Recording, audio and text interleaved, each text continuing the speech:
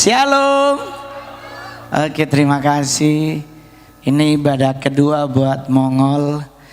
Saya sangat berbahagia bahwa dalam hidup saya semua yang saya cita-citakan tuh jujur nggak ada yang menjadi.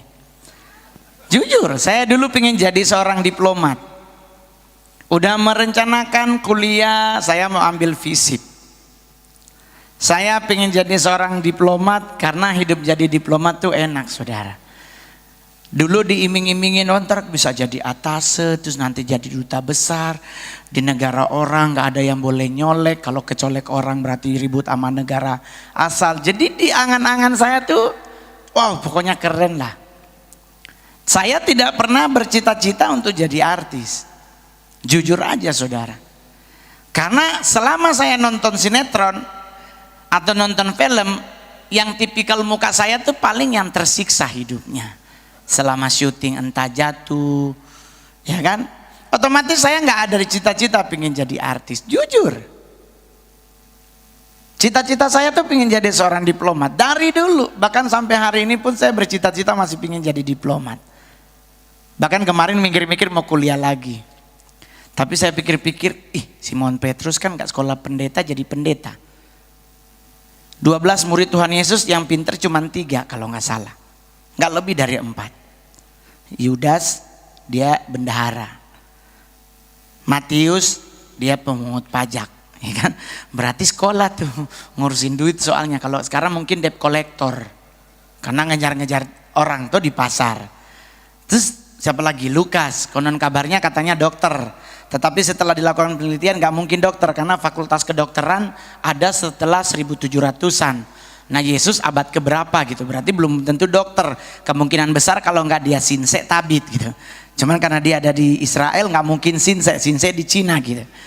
Jadi otomatis saya berpikir nggak usah sekolah tinggi-tinggi kalau begitu. Tapi kesini saya berpikir, kalau dulu lulusan SMP bisa kerja kantoran, ya kan? Sekarang lulusan sarjana pun banyak yang nganggur. Ada lebih 4.000 lah kurang lebih sarjana pengangguran di Indonesia. Dan otomatis dengan saya masuk ke dunia artis, saya berusaha semaksimal mungkin. Saya tidak putus karir saya di dunia artis cuman 1-2 tahun. Karena banyak artis yang muncul tahu-tahu hilang itu. Saya ingin bertahan karena saya berpikir ya udahlah, dunia artis lah yang menjadi ladang duit saya. Mulai saya pelajari stand up, saya tidak belajar dari stand up komedian luar negeri. Mau ada Chris Tucker ke, ada siapa? Jerry Seinfeld ke, ada Bill Crosby ke, ada siapa itu yang udah meninggal. Pokoknya udah banyak lah, pokoknya ada Adam Sandler lah. Enggak, saya enggak belajar dari mereka. Orang tanya kenapa enggak belajar dari mereka? Mereka bahasa Inggris. Bahasa Inggris saya TOEFL-nya cuma 80. Cuman thank you, bye, okay, good morning, good day. Cuman itu doang, ceng. Cuman 8 biji yang gua hafal bahasa Inggris. Lah mereka ngomongnya bahasa Inggris, ya gua banyakan nganga, Pak. Waktu Russell Peters stand up ke Indonesia, gua mingkem di luar, ngomong apa itu orang. Saya nggak pernah kursus bahasa Inggris, Pak. Kalau Mandarin iya. Lah stand up bahasa Cina belum ada yang masuk di sini, siapa yang nonton? Segelodok yang hadir pasti. Tetapi saya pikir nggak apa-apa lah, saya belajar dari stand up komedian lain. Saya jadikan 3 orang stand up Indonesia, Panji, Radit, dan Ernest Prakasa, jadi jadi guru untuk saya tonton mereka stand up. Dan luar biasa, saudara, sampai sekarang saya masih tetap bertahan sebagai stand up komedi terbaik, terlaris, termahal di Indonesia. Cakep tuh. Cakep, saudara. Orang tanya kenapa lu bisa berhasil sebegitu, Mongol? Karena saya tidak pernah ribet dalam hal mikir. Kita kadang-kadang ribet tuh di mana? Yang paling bahaya di pikiran, Pak. Mau jalan gitu, kita udah mau keluar rumah, cecak jatuh darah, Yesus jangan keluar pasti kecelakaan. Akhirnya ngeden di rumah nungguin. Coba kalau keluar. Karena kenapa? Karena kita pikir kalau cecak jatuh pasti kecelakaan. Ada lagi, Pak, saya boleh jujur, naik pesawat gitu. Ada anak kecil pas mau masuk ke Garbarata nangis. Orang bilang, kalau ada anak kecil nangisnya meronta-ronta, nggak mau naik pesawat, itu pasti kecelakaan. Mumet otak gua, Pak. Apalagi tahu-tahu ada anak kecil lagi nyangis. Jadi total 2 anak kecil. Gua mikir mau balik nggak ya ini? Ini takut bener kecelakaan, kan meninggal game di atas, belum nyampe bawah. Kenapa? Karena semua dipikir terus. Sama juga kita mau makan, dipikir terus. Kata dokter nggak boleh nasi putih karena karbohidratnya tinggi. Mumet lagi kita. Terus nasi apa dong? Nasi merah Pak. Hah? Kan mahal. Ternyata setelah saya pikir-pikir Pak, nasi putih nggak boleh, disuruh makan nasi merah. Padahal kan lebih enak nasi kuning Pak. Iya enggak? Jadi kenapa kita jadi ribet Pak ngadepin hidup? Sekarang juga begitu. Kita sakit gigi, kita apa? Selalu yang dipikirin siapa yang lakuin? Setan Pak. Yang karismatik tingkat sebelahan sama malaikat, ketemu pohon gede aja didoain loh Pak. Karena katanya ada penunggunya. Kan kita bingung, gua kan mumet. Siapa yang nunggu ya? Lah pohon ditanam ya, kalaupun ada yang nunggu, kenapa kita yang ribet gitu loh Pak? Ya kalau kita ribet ya ikut ganti nunggu kayak gitu. Yang nunggu itu suruh pulang mandi, terus kita suruh nangkring di situ. Kenapa kita jadi ribet? Karena pikiran kita yang membuat kita ribet Pak. Pasangan hidup, lu sionya apa? Gua sionya babi. Nah lu naga, aduh kayaknya cocok banget nih.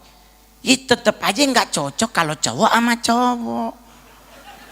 Gitu loh. Jadi jangan terlalu ribet sama mikir. Ini otak cuman segede bakpao. Apapun kalau kita pikirkan nggak akan jadi. Saya kalau mikir makan siang di istana, lu kirain enak Pak? Diundang, Pak nanti kita makan siang di Istana Negara.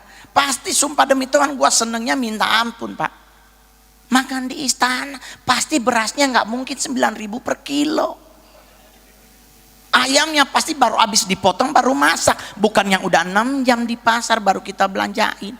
Otomatis menghadapi seperti itu ya gue bahagia, rela nggak sarapan Pak. Demi biar lapar makan di istana bisa nambah. Ternyata realitanya nggak begitu Pak. Presiden yang ngambil setengah centong, siapa yang berani ngambil 2 centong? Orang yang tuan rumah dia Pak. Dia ngambil setengah centong, kita langsung ya ampun Tuhan gua udah nggak sarapan kira. Terus belakang nanya berapa ngol setengah centong? Hah? Semua nggak? Kenapa? Ternyata yang diundang nggak sarapan Pak, karena mau ngarepin makan di istana.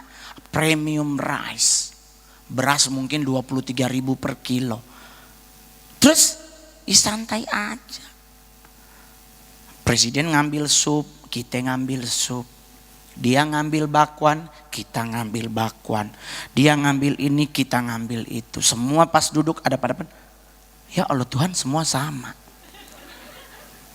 Orang nanya kenapa nggak yang ngambil yang lain Pak? Di sebelah sana memang ada ayam bakar madu, ada apa itu ikan bawal yang ngangak begitu itu loh Pak, yang kayak penari balet. Ada Pak potongannya. Cuman kan ada pas pampres. Dan pas pampresnya megang AK-47 Pak. Siapa yang mau ngambil? Lah kuncinya udah dikokang. Tinggal usah ditembak, digaplok juga meninggal Pak kaminya. Otomatis kalau saya mikir nggak akan pernah jadi Pak. Tapi ya udahlah, kita keluar dari istana boleh jujur-jujuran, kita mampir di Sarina loh Pak makan. Karena masih lapar. Belum lagi etika ngunyah. Ya Allah Bapak di sorga, kita anak kampung di bawah pohon jadi mangap. Ini di istana ngunyahnya nggak 10 kali Pak. Kalau presidennya masih ngunyah ya kita tetap ngunyah. Ya dia nelen, kita nelen. Lah saya orang kampung 7 kali ngunyah gua telen. Dia presiden ngunyah. Kita bingung Kak mau nyendok nggak enak gitu. Aduh gimana nih, ya udah terpaksa ngunyah sekalipun kosong. Jujur aja, orang tanya, kenapa kita jadi ribet? Karena kita ribet sama pikiran. Saya pernah khotbah di gereja GSJS ini tentang Roma 12 ayat 3.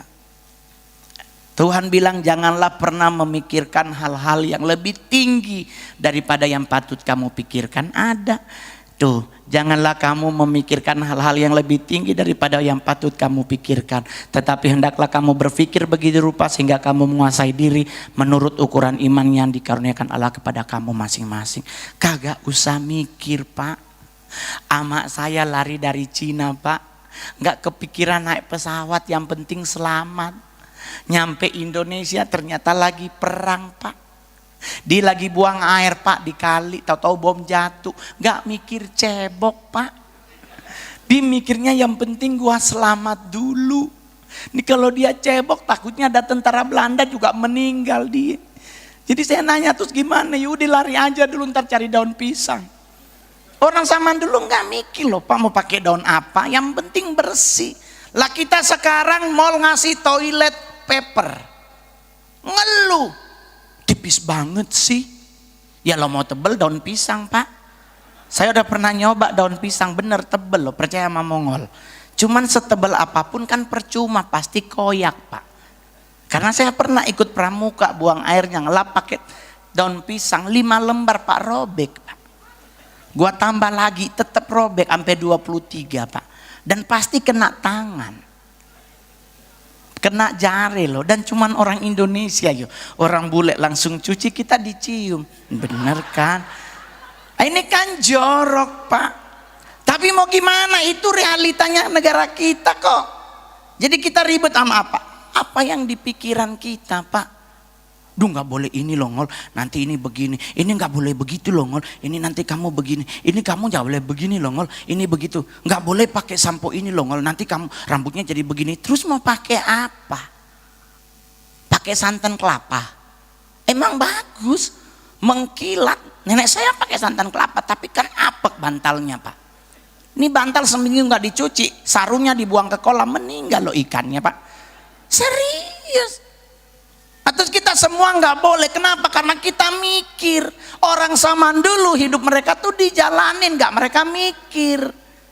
Orang lagi perang makan gelap-gelapan, nggak ada mikir harus pakai ini ya, cuci tangan pakai detol warna kuning karena 99,9 kumannya pati mati. Dulu nggak ada, Pak. Ada cap tangan 6 bulan nggak tipis-tipis.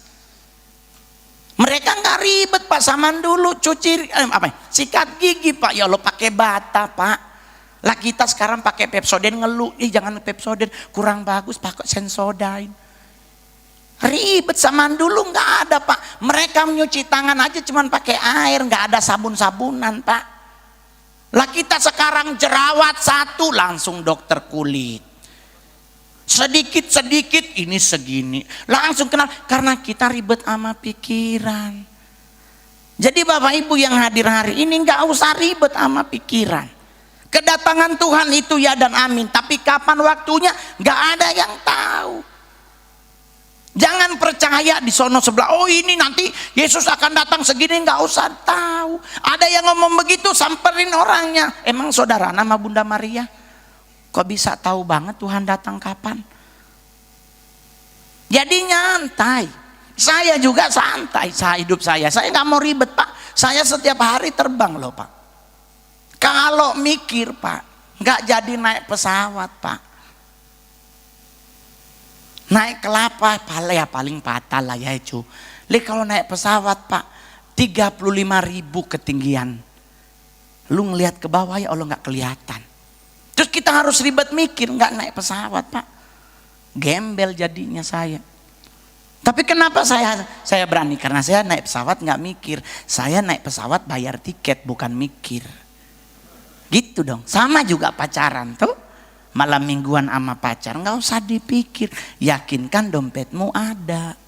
Karena malam mingguan lu punya pacar tapi nggak punya duit, nganga di mall, Pak. Mendingan lu punya duit, pasti akan dapat pacar. Jadi orientasi saya sekarang, saya mau ngumpulin duit. Kenapa? Karena saya punya anak umur 13 tahun, cewek, Pak. Orang nanya, gimana lebih enak anak cowok? 3 bulan sekali beli sepatu jadi. Anak cewek, haleluya. Nggak boleh lihat jepitan rambut, kos kaki ada stroberi, ada pita-pitanya, inilah bando, ada bulu-bulunya, nunjuk semua.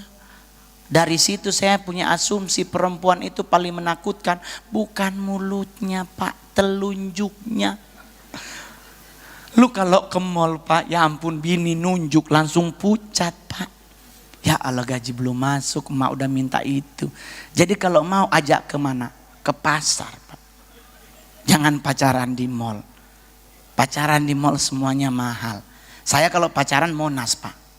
Kerak telur 15.000, parkir 2.000, cukup 20. Nggak mau ribet Pak. Orang zaman dulu pacarannya juga di bawah pohon kan. Sambil lihat-lihat atas ada tentara payung, nggak takutnya tentara Belanda meninggal juga. Jadi buat bapak ibu yang udah terlanjur gendut gitu, aduh Pak kami orang gemuk tuh takutnya katanya serangan jantung. Nyantai aja Pak, nggak usah ribet. Hidup mati manusia ditentukan oleh Tuhan, bukan oleh dokter.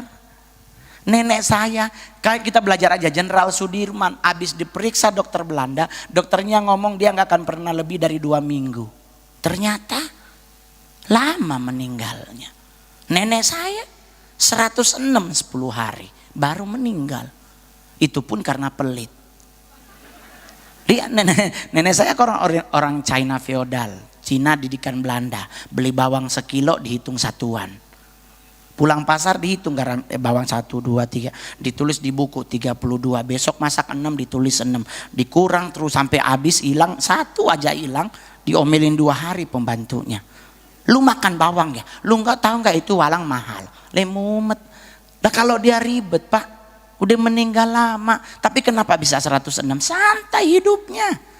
Dan itu kita bisa lihat di mana terbukti orang yang rajin nge-gym dengan orang gila yang makan di tong sampah, siapa yang lebih dulu mati? Yang nge-gym Pak. Di dekat rumah Mongol ada orang gila tiap hari ngubek-ngubek sampah Pak. Sampai sekarang masih hidup loh. Teman saya yang rajin treadmill sehari 45 menit sekarang lagi stroke di Pondok Indah. Jadi siapa yang dulu mati? Orang yang santai. Saya juga begitu Pak, kalau kepikiran Pak nggak mungkin jadi artis, nggak mungkin. Tapi jadi ya karena Tuhan. Jadi nggak ada yang bisa disombongin. Terus orang nanya, jadi apa dong yang harus kita pikirkan? Buka Filipi 4 ayat 8. Ini yang harus kita ingat. Nggak usah ribet saudara. Kita baca sama-sama 1, 2, 3. Jadi akhirnya saudara-saudara, semua yang benar, semua yang mulia, semua yang adil, semua yang suci, semua yang manis, semua yang sedap didengar, semua yang disebut kebajikan dan patut dipuji, pikirkanlah semua itu. Tuh enak Pak, disuruh pikirin apa yang enak-enak, yang manis didengar, nggak usah mikirin yang lain Pak. Nggak usah kita mikirin Barbie Kumalasari punya berlian 30 karat, lu cinta Luna, nggak usah dipikirin sehari ini, pikirin hidup sendiri aja. Karena hidup kita yang jalanin. Mereka punya berlian 10 karat, ya kalau kita nggak mampu beli sirkon. Itu aja ya kan. Kenapa harus ribet? Sirkon juga kalau orang yang nggak mengerti dia pikir juga pasti berlian. Jadi nggak harus aduh Kak Mongol, aduh bagaimana? Sama juga dengan setan, nggak usah dipikirin. Kita nu yang ribet, lewat kubur aja malam permisi loh. Saya kadang-kadang suka stres waktu di Semarang. Ngol kita mau ke gedung sebelah tapi kita harus lewat pemakaman. Ayo, Mongol nggak takut? Enggak, lah jalan. Permisi Mbah. Dipermisi sama kubur Pak. Bayangkan kalau di kubur nyahut. Silakan Dek. Di meninggal kita Pak, kenapa lewat kubur permisi? Nggak ada orang 5 meter di bawah tanah yang dimakamin Pak, kok permisi? Waktu itu gue mau ngakak loh Pak, serius. Ya ampun, orang dikerjain ini kayak nonton Stardust gitu, nggak boleh lewat ini, nanti sebelah udah dunia lain. Nggak, kenapa harus permisi? Missing kong, dia nyaut silakan Dek. Di game Pak, serius loh. Sama juga kita ke kuburan gitu, pergi makamin saudara atau teman gitu. Karena pekuburan kan udah pada padat. Akhirnya kita mau tidak mau keinjek kubur orang di sebelah. Dengan Anda tahu orang Indonesia minta maafnya sampai membungkuk. Sorry ya, aduh maaf ya Bu, maaf nggak sengaja gitu, aduh maaf. Kuburan diinjek minta maafnya sampai nunduk loh Pak. Tapi giliran lu nginjek kaki temen lu, sombongnya keluar, sorry ya bro. Ini orang yang mati aja nggak berasa kok minta maaf. Giliran orang yang hidup, lu kayak sorry ya, maaf. Kenapa? Karena kita mumet Pak. Cowok yang nggak punya cewek juga, ya Allah, aduh Kak Mongol, aku tuh sebenarnya udah kelamaan jomblo Kak. Aku udah 2 tahun loh Kak nggak punya pacar. Emang umur berapa? Baru 22. Ya Allah, gue udah 44 juga, santai Pak. Saya juga jomblo. Tenang aja, jomblo tuh adalah masa paling bahagia, nggak ada beban hidup.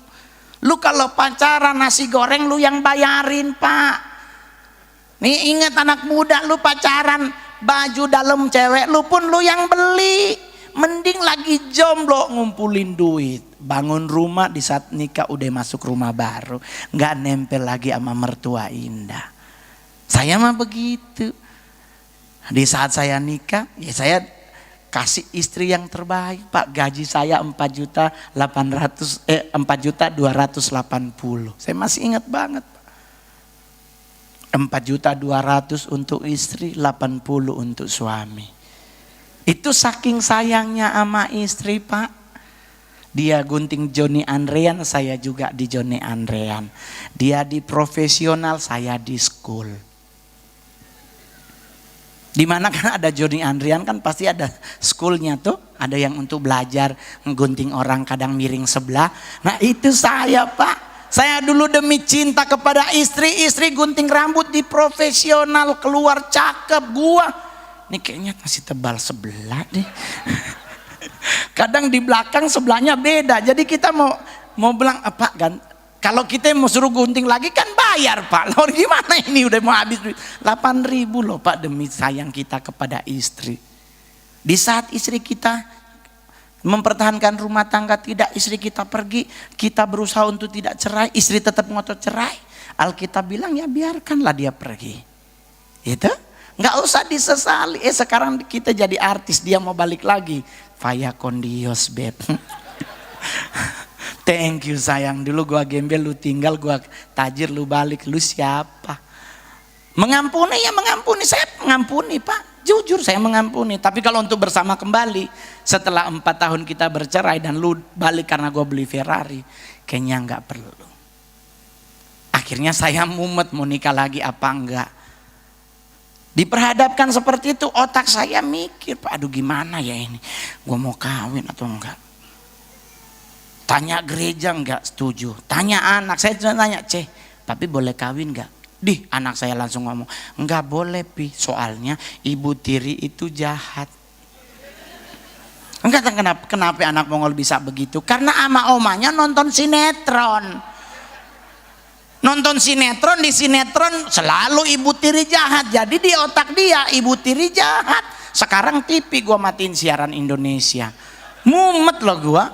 Biar bagaimanapun gue juga masih butuh pendamping. Usia 44 kan bukan usia yang tua. Tapi santai, dapat nggak dapat gue tetap hidup. Mau nyari gampang, saya artis Pak, umpanin Ferrari juga semua cewek pasti senyum, ya kan? Jangankan cewek, cowok aja sekarang kalau ngeliatin gue senyumin dari jauh loh saya, kedip-kedipan, ya kan? Karena kan kalau saya keluar saya tidak pelayanan, saya pakai anting-anting tuh. Pasti yang pernah ketemu saya pakai anting itu kan berlian 4 karat Pak. Jadi kan wah cucok jelong tapi tajir, jelek tapi tajir. Terus orang nanya kenapa nggak dipacarin? Ya nggak boleh, pasangan itu harus tidak sama. Karena kalau sesama bahaya Pak. Tapi ya nggak apa-apa, sekarang lagi musim kan, karena sesama lebih murah. Dijujur aja sekarang di mall banyak cowok sama cowok Pak. Udah dilakukan survei. Saya kemarin di Senayan City Pak lagi nongkrong di food court. Ada cowok sama cowok suap-suapan. Gua pingin nabok dosa. Gua inget-inget 170 berapa ya, 4 tahun di KUHP. Orang nanya kenapa lu marah Ngol? Ya gua juga udah lama gak ada yang suapin gitu. Gue juga berharap ada yang nyuapin, tapi ini kenapa dia yang cuapin? Terus kita bilang, oh iya benar juga. Sekarang gradasi moral anak muda diperhadapkan pada kondisi seperti itu. Dulu cowok sama cowok pacaran atau dekat sembunyi-sembunyi, sekarang udah frontal di depan mata kita. Terus apa yang kita harus lakukan? Ya cuekin aja Pak hidup-hidup dia. Kalau kita kenal dengan dia atau ada hubungan teman gereja, tegur dia. Tapi kalau enggak jangan masuk campur. Tuhan mulaikan suruh dari Yerusalem Pak. Berarti keluargamu. Sama kayak saya tuh, sekarang mama udah meninggal. Mama saya meninggal tahun 83. Saya baru usia 4 tahun. Mama meninggal, otomatis saya, adik mama saya panggil jadi mami. Kemarin ke Jakarta ada orang datang ke Ngol, kamu harus layani mamamu loh. Hah? Udah mati Pak? Iya. Kamu injili. Hah? Injil gimana sih Pak? Iya, kamu harus menangkan mamamu. Kau udah mati Pak? Ih, kamu injili. Lah injili bagaimana? Orang udah mati mau diinjili bagaimana? Mak gua dalam kubur, masa gua suruh mama terima Yesus ya? Udah meninggal Pak. Udah jadi daging, udah jadi tanah kayaknya. Kenapa? Iya Mbak Mohol, harus ada penginjilan dunia orang mati. Ini otak gua kan jadi mumet, ini orang stres apa gua yang sarap sih? Gua langsung begini aja deh, bapak pelayanan bapak lakukan, nanti gua sumbang spanduk. Doa aja gitu ya. Kalau gue mah nggak bisa, gue prinsipnya urusin yang hidup, ngapain gue ngurusin orang mati. Orang keluarga saya masih ada banyak yang belum dimenangkan, masa ngurusin mama yang udah mati dari 83. Ntar gue sumbangin spanduk, datang dan hadirilah kebaktian rohani dunia orang mati, bintang tamu wewe gombel, sapi juga ya kan, kuntilanak ya gue taruh juga di spanduk. Kita nggak usah ngurusin yang begituan. Kita kalau hidup sama otak kita yang mumet ini Pak, nggak akan maju kerohanian kita. Karena setiap minggu ada injil-injil palsu yang mulai masuk dalam pelayanan kita. Oleh sebab itu Anda yang udah jemaat dari gereja GSJS, bertumbuhlah di sini. Jangan lihat Pastor Michaelnya, dia kan masih muda. Lah Timotius apa kabarnya? Juga masih muda, boleh dipakai Tuhan. Daud masih muda, boleh dipakai Tuhan.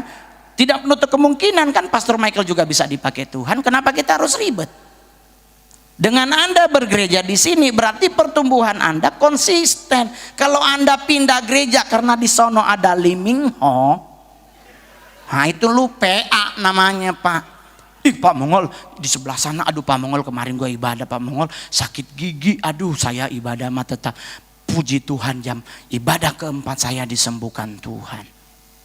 Orangnya gua ajak ribut, lu mah PA, lu malu kesembuhan mah nggak usah ibadah keempat, ibadah pertama juga sembuh. Emang kenapa Pak Mongol? Kalau ibadah keempat lu hitung persembahan lu berapa? 10.000 sekali ibadah, berarti lu dapat berapa? 40 hilang. Coba lu beli ponstan sepapan tuh, sembuh juga. Jadi jangan kiblatnya ke hal-hal yang nggak wajar. Kesembuhan itu kan bonus dari Tuhan, amin. Kenapa kita harus mumet Pak? Tapi kan kamu nggak usah tapi-tapian, dalam Tuhan nggak ada tapi-tapian. Di dalam Tuhan kepastian hidup itu ya dan amin. Udah nggak usah ribet, mikir apa yang sedap, yang indah, yang mulia dipikirin aja. Saya juga begitu Pak, nggak mau mumet. Kemarin saya ke bandara, saya boleh jujur udah 4 hari istirahatnya kurang. Bahkan pernah ada yang nggak istirahat karena harus terbang pesawat ke sana kemari. Udah. Terus kemarin pas mau ke sini, saya mampir kebetulan saya naik Garuda, ada tempat buat pemeriksaan kesehatan tuh. Saya periksa. Ternyata 110/70. Ternyata aman tuh, karena saya nggak mikir, penasaran aja. Soalnya baru habis makan durian 4 gitu. Jadi buat Bapak Ibu yang punya sakit darah tinggi, sebiji aja ya Pak, jangan 1. Bijinya Pak, yang isi di dalamnya 1 aja Pak, jangan lewat 2, biasanya bengkok Pak.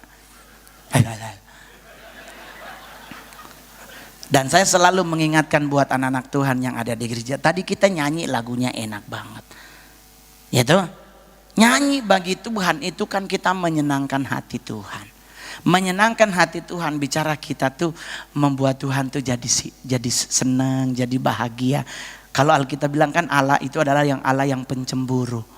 Anda pernah tahu orang cemburuan Pak kayak gimana? Uring-uringan loh Pak. Nah kalau Tuhan datang uring-uringannya.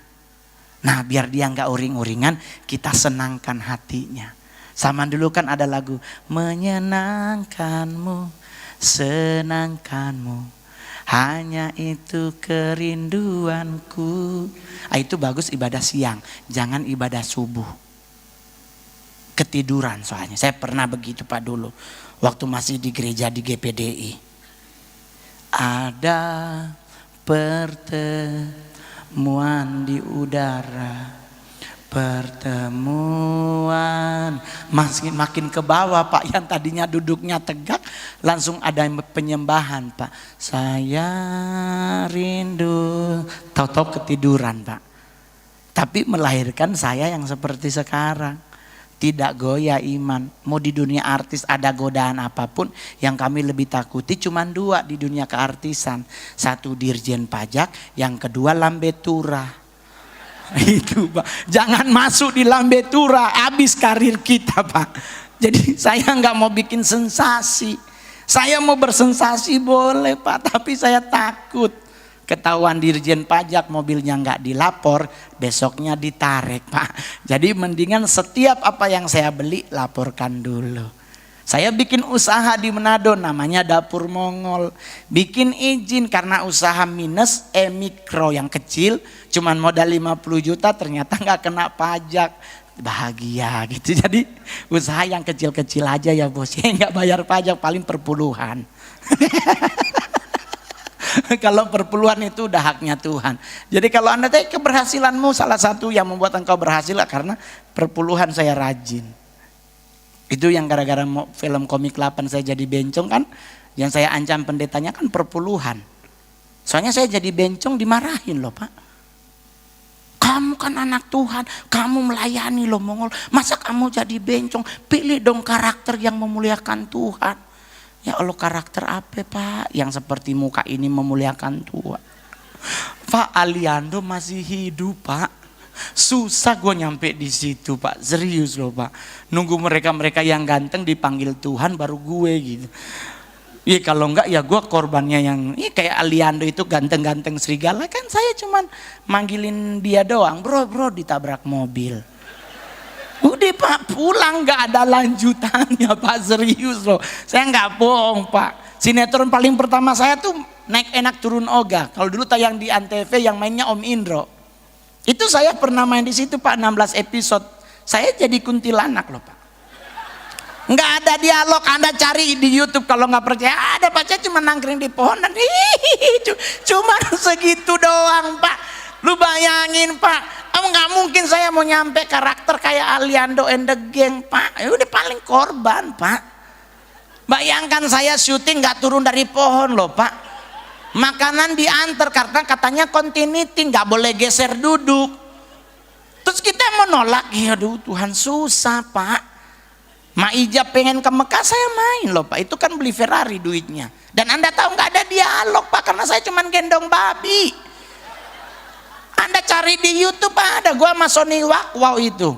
Dia yang bawa itu, udah gitu Sony Wakwaw ngomong apa kita nggak ngerti. Jadi gendong babi dan babinya bukan styrofoam Pak. Asli babinya Pak. Dia buang air di situ, ya Allah, tahu-tahu kita nggak sempat dimandiin udah gendong. Terus orang tanya kenapa lu nggak protes? Ya gue juga protes, tapi sutradaranya bilang ya lu doang yang Kristen. Ya udah minoritas mah yang penting 11 juta per hari. Gitu aja, mau gue nggak mau ribet sama hidup, serius. Hidup ini dibawa santai, kenapa harus ribet? Iya enggak? Tapi kan kamu kita nggak boleh ke mall. Ya udah meninggal aja kalau begitu. Semua udah nggak boleh ke mall, nggak boleh begini. Ya, terus ngapain hidup? Kamu itu kan keangkuhan hidup, keinginan daging. Ya udah lu masuk ruang doa aja tiap hari.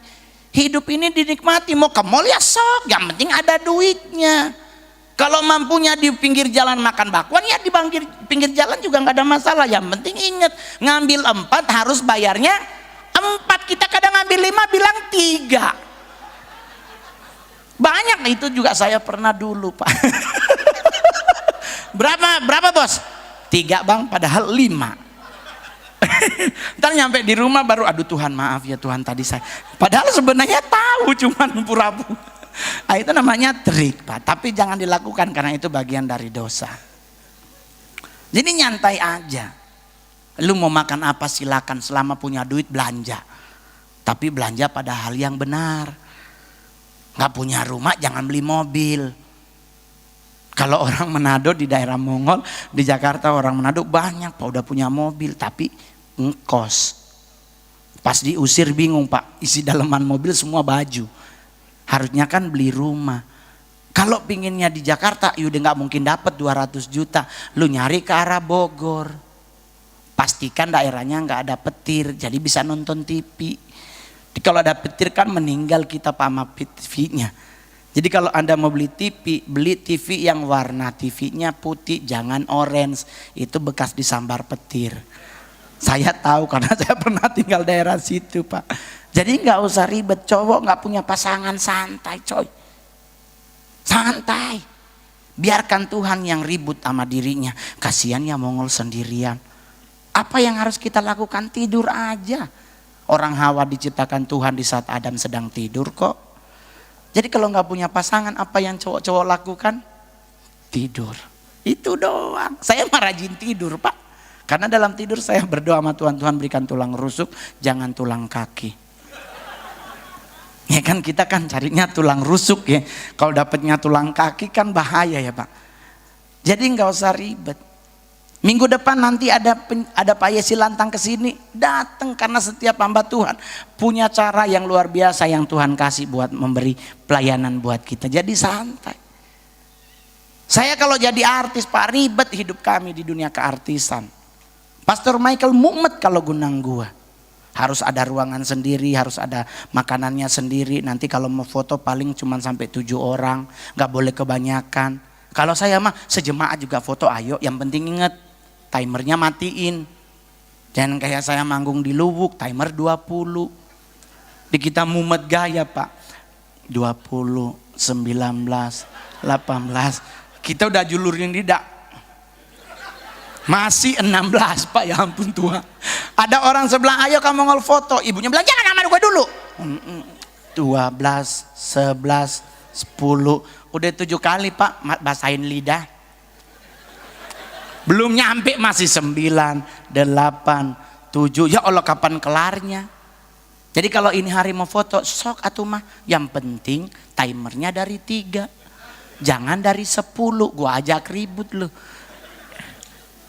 Jadi nggak usah ribet, ke gereja pakai kaos, sok yang penting jangan pakai koteka. Saya pernah pakai koteka, dari sekarang saya bilang jangan pakai kalau kurang yakin. Karena koteka adalah jebakan Batman. Saya pernah pakai Pak, ngegloyor, nggak boleh. Jadi santai aja, iya kan?